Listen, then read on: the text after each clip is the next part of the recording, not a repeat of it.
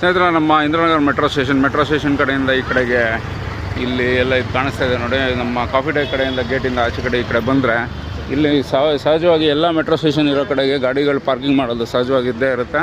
ಇಲ್ಲಿ ನೋಡಿ ಹೆಂಗೆ ಒಂದು ಗಾಡಿ ಯಾವುದೋ ಒಂದು ಪಾರ್ಕ್ ಮಾಡಿಬಿಟ್ಟಿದ್ದಾರೆ ಅನಿಸುತ್ತೆ. ಎಲ್ಲ ತೆಗೆದು ಆಚೆ ಕಡೆ ಹಾಕಿ ಅರ್ಧ ರೋಡು ಒಂದು ಕಡೆಗೆ ಬ್ಲಾಕ್ ಆದಂಗೆ ಇದೆ. ಏನಿಲ್ಲೇನಂಥ ಸಮಸ್ಯೆ ಆಗೋಲ್ಲ ಗಾಡಿಗಳಿಗೆ, ಆದರೂ ಕೂಡ ಎತ್ತಿ ಈ ಥರ ಹಾಕಿರೋದ್ರಿಂದ ಏನಾದರೂ ಅನಾಹುತಗಳು ಆಗ್ಬೋದು. ಆದಷ್ಟು ದಯವಿಟ್ಟು ಈ ಥರ ಮಾಡೋಕ್ಕೆ ಹೋಗ್ಬೇಡ್ರಿ. ಇಲ್ಲಿ ನೋಡಿ, ಇನ್ನೊಂದು ನೋಡಿಸ್ತೀನಿ. ಕಾರ್ ಮುಂದೆನೇ ಗಾಡಿಗಳು ಪಾರ್ಕ್ ಮಾಡಿರ್ತಾರೆ. ಯಾವ ರೀತಿ ಕಾರ್ ಅಕಸ್ಮಾತ್ ಎಮರ್ಜೆನ್ಸಿ ಆಯಿತು ಅಂದರೆ ಅವ್ರು ಯಾವ ರೀತಿ ಕಾರ್ ತೆಗಿತಾರೆ, ಇವೆಲ್ಲ ಏನು ಹೇಳ್ಕೊಡುವಂಥದ್ದಲ್ಲ. ಆಮೇಲೆ ಪಾಪ ಗೇಟ್ ಮುಂದೆನೇ ಬೋರ್ಡ್ ಹಾಕ್ತಾರೆ, no parking in front of the gate ಅಂತ. ಪಾಪ ಇದೇ ನಾವು ಹೇಳ್ಕೊಡ್ಬೇಕಾ ನಾವು? ಹಾಂ, ಆದರೂ ಕೂಡ ಯಾರು ಗೇಟ್ ಮುಂದೆ ಅಂತೂ ಪಾರ್ಕ್ ಮಾಡಿಲ್ಲ ನೋಡಿ. ಈ ಗಾಡಿನ ಎತ್ತಿ ಬಿಸಾಕ್ಬಿಟ್ಟಿದ್ದಾರೆ ಆಚೆ. ನೆನ್ನೆ ಕೂಡ ಹಿಂಗೆ ಆಗಿತ್ತು.